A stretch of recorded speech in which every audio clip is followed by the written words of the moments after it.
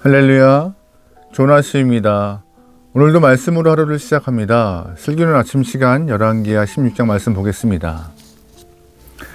공부를 잘하고 싶은 한 학생이 공부를 잘하는 친구의 모든 것을 따라하는 경우가 있잖아요. 어떤 학원을 가는지, 어떤 책을 보는지, 어떠한 곳을 다니는지, 잠은 얼만큼 자는지 세세하게 그 친구의 행동 패턴을 관찰하고 쫓아하면 자신의 성적도 이렇게 올라갈 줄 알고 따라하는 경우가 종종 있습니다. 성적 올라갈까요? 장담할 수 없죠. 왜냐하면 공부 잘하는 친구의 그 공부 방법은 그 친구에게 맞는 스타일이기 때문에 나에게도 맞다? 100% 장담할 수 없는 것입니다. 게다가 그냥 그 친구의 공부 잘하는 친구의 생활 패턴만 따라온 것이지 내 속사람이 안 바뀌면요 성적이 올라가지 않아요. 무슨 말이냐? 공부의 목적, 공부의 이유, 여러 가지 비전 이런 것들이 다 종합되어서 내 속사람이 바뀌지 않으면 아무리 공부 잘하는 친구의 방법을 쫓아해도 성적이 오르는 경우가 많지 않습니다. 오히려 내가 갖고 있는 공부 방법이 이것도 아니고 저것도 아닌 애매모호하게 흘러갈 때가 많아서 성적이 더 나빠질 경우가 있습니다. 오늘 본문의 한 영혼도 그냥 무작정 따라했던 영혼이에요. 동경하고 부러워하고 좋아서 따라했던 영혼. 근데 그 결과가 썩 좋지 않습니다. 바로 남유다의 왕 아하스를 소개하려고 하는데요. 그는 분명히 하나님의 백성임에도 불구하고 이방인들을 좋아하고 이방인의 모습을 쫓아하여서 망했던 인물 중에 한 사람입니다. 남유다의 왕 아하스가 쫓아하고 동경하고 좋아했던 존재는 아수르였어요. 약소국 남유다 입장에서 강대국이었던 아수르를 동경하고 좋아하는 것, 부러워하는 것 잘못 아닙니다.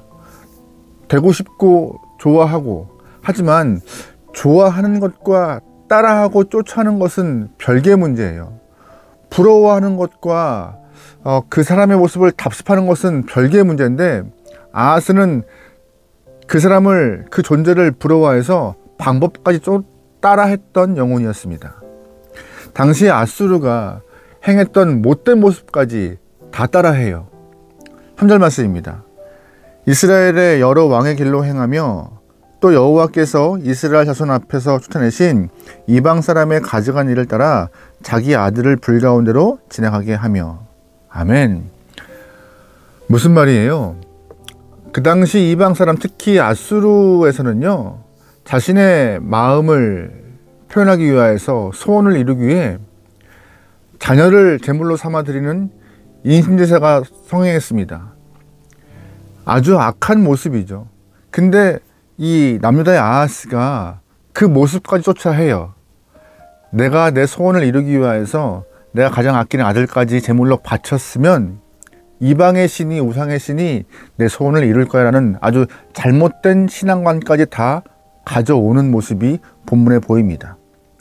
그렇게 제사를 드리면은 본인이 강대국의 왕이 될 줄 알고 또한 남유다가 아주 강성한 나라가 될 줄 알았던 거예요.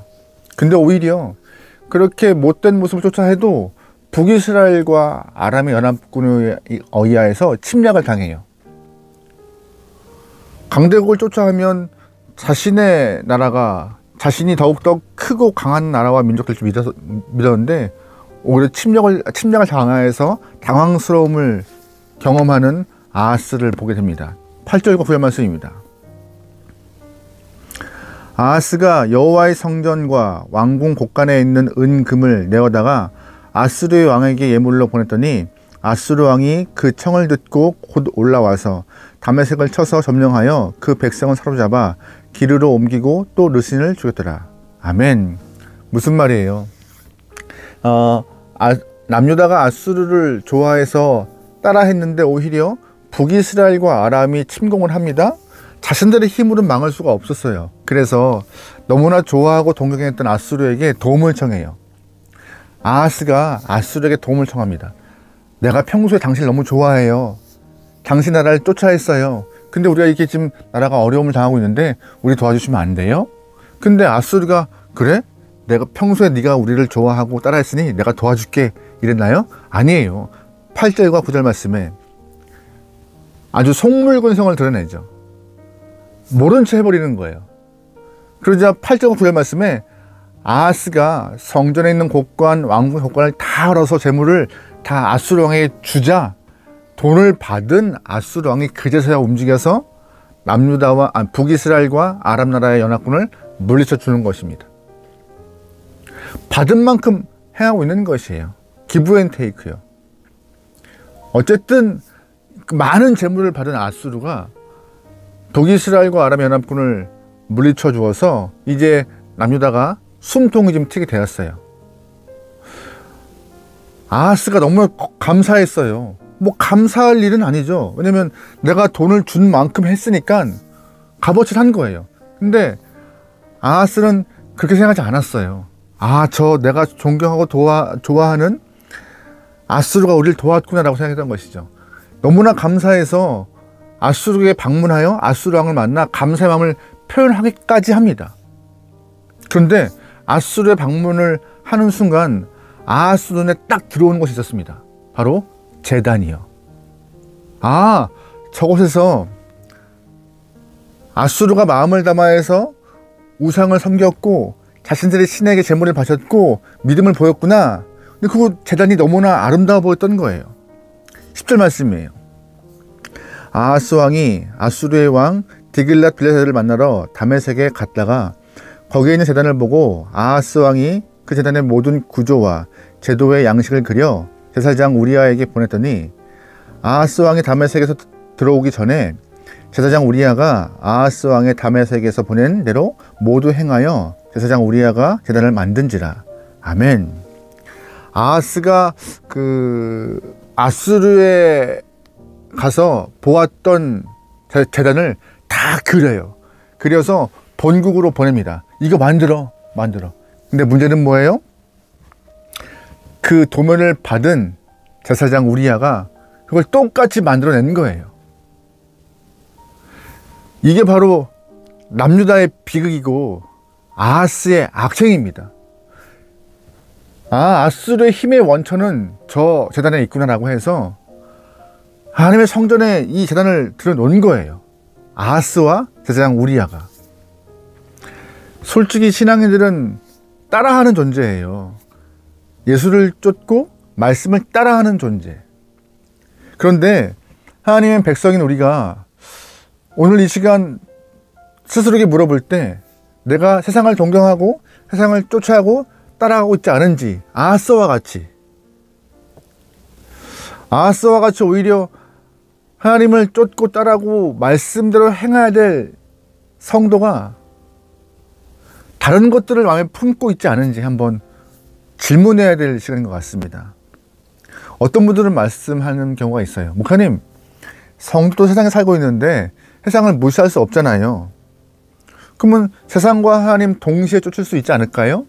네, 동시에 쫓는다고 말을 해요. 하지만 우리는 동시에 쫓을 수 있는 게 아니라 어딘가를 더 먼저 선택하여서 먼저 마음을 두고 더 거기에 힘을 쏟는 것이 인간입니다. 동시에 쫓아 행할 수 없어요. 여러분 동시에 두 개를 다 좋아할 수 있나요? 아니요. 먼저 좋아하는 것이 있고 덜 좋아하는 것이 있습니다. 그게 인간이에요. 처음에는 같은 마음으로 시작하지만 같은 마음으로 시작 안 되는 것이 인간이에요. 오늘 본문의 아하스도 어렸을 때는 아마 이렇게 안 배웠을 테지만 성장하면서 자꾸 눈에 들어오는 것들, 바라보는 것들이 세상 것들, 다른 나라의 것들이 들어와서 순위가 바뀌었을 것입니다. 우리도 그렇게 돼요.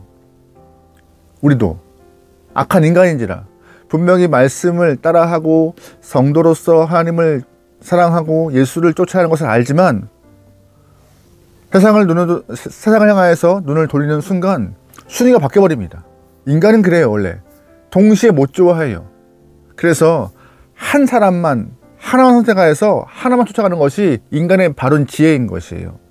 바른 지혜 하나만. 그래서 성도는 하나님을 믿고 쫓고 따르는 것이 우리의 모습인 것이죠. 동시에 안 됩니다.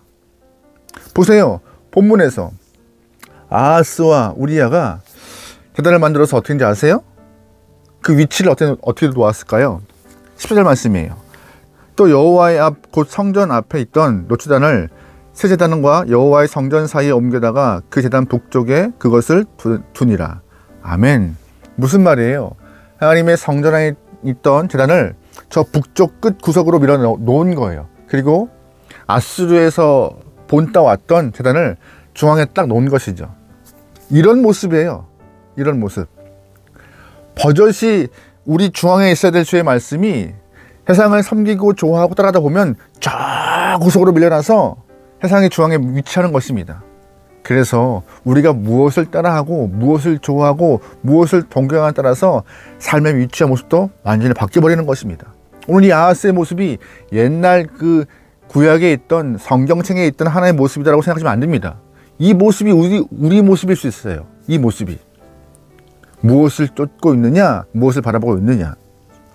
우리는 하나님을 내 중심에, 내 삶의 중심에, 내 마음 중심에 두어야 하는 성도인데 그 중심을 잃어버리는 순간 그 중심에는 내가, 세상이, 이 물질이 들어앉게 되어 있어요. 여러분, 그래서 우리의 마음 중심을 잃어버리지 않기 위해서 하나님이 계신 그 자리를 굳건히 지키는 것이 성도의 본 모습임을 꼭 기억하셔야 합니다. 세상의 문화와 같이 내 중심에 두는 순간 하나님은 저 구석으로 밀어놔요. 하나님을 버린 것이 아니에요. 저 구석에 그냥 이렇게 아무런 힘과 아무런 능력 없는 존재와 같이 그냥 모셔놓고만 있는, 아니 두고만 있는, 아 계시구나 인지하고만 있는 그런 정도로 우리의 삶이 바뀌어버리는 것이죠.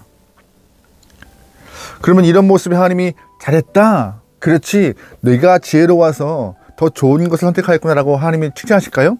절대 그렇지 않습니다. 자신의 자리를 빼앗긴 하나님이 가만히 계신 분이 아니세요. 오늘 본문에 보면은요, 오늘 본문의 이야기는 아니지만 동시대에 사역했던 이사야가 하나님의 말씀을 듣고 아하스에게, 본문의 주인공이었던 아하스에게 선포한 말씀이 있어요. 이사야 7장 10절 말씀인데요, 같이 좀 볼게요.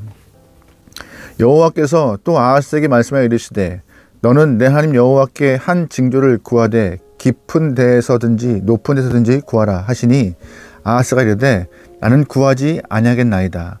나는 여호와를 시험하지 아니하겠나이다 한지라. 이사야가 가로되 다윗의 집이여 원하건대 들을지어다. 너희가 사람을 괴롭히고서 그것을 작은 일로 여겨 또 나의 하나님을 괴롭히려 하느냐. 그러므로 주께서 친히 징조를 너희에게 주실 것이라. 보라, 처녀가 잉태하여 아들을 낳을 것이요 그의 이름을 임마누엘이라 하리라. 아멘. 잘하는 말씀이죠. 임마누엘 말씀입니다. 하나님이 악한 왕 아하스에게 이사야 선지자 입을 들어서 말씀을 선포하세요. 내가 너와 함께 할 거야. 나의 간구해 내가 들을 거야. 정말 너희가 살아있는 하나님을 경험하게 될 거야. 죽어있는 우상에게 자녀를 주고 인신사를 하고 마음을 주는 일 없길 바래 라고 선포하세요. 근데 아하스가 들어요? 듣지 않아요. 듣지 않아요. 직접 하나님이 선지자 입을 통하여서 말씀하시고 내가 너와 함께 했어. 나에게 간구해. 그럼 내가 이루어질 거야 라고. 마음 뺏기지 마라고 해도 듣지 않아요. 듣지 않아요. 이 모습이 우리 모습 안 되게 소망합니다. 주님이 말씀하셔도 듣지 않고 내가 할 길 가는, 나는 성공할 거야, 내 길이 맞아 라고 하면서 그냥 전진 또 전진하는 그런 무지몽매한 영혼들이 않게 소망합니다. 우리가 성도로서 쫓아야 하고 따라해야 하고 마음 중심에 둬야 할 것은 다른 거 없어요. 하나님을 사랑하고 예수를 쫓고 말씀을 따라해야 되는 영혼인 것입니다. 그 모습을 여러분 잘 지켜 행하며 주 앞에 칭찬받길 소망해요. 하나님을 따르는 길이 넓은 길은 아니에요. 좁은 길이고 무거운 십자가의 골고다 길을 걸어갈 수 있습니다. 하지만 그 길 끝에는 부활의 영광이 있음을 기억하며 믿음의 길을 중간에 꺾거나 다른 것을 향하여서 눈을 돌리거나 마음을 바꿔놓지 않게 소망해요. 언제나 하나님을 향하여서, 예수를 향하여서, 말씀을 향하여서 한 걸음 한 걸음 전진할 수 있는 저와 여러분의 삶이 되기를 주님은 축원합니다. 오늘도 말씀으로 승리합시다. 기도하시겠습니다. 하나님, 세상에 사는 저희들이지만 하나님을 사랑하고 예수님을 닮아가고 말씀을 쫓아가는 성도가 되게 허락하소서. 아무리 세상에 지혜가 있고 진리가 있다 한들 하나님의 말씀만 하겠습니까? 예수님만 하겠습니까? 성도의 눈에, 성도의 마음에 주님만, 말씀만 가득 채울 수 있는 귀한 영혼에게 허락하소서. 오늘도 말씀으로 성내겨 나오니 주 하나님이시여 역사하여 주시옵소서. 모든 걸 맡기오며 예수님의 이름으로 기도합니다. 아멘.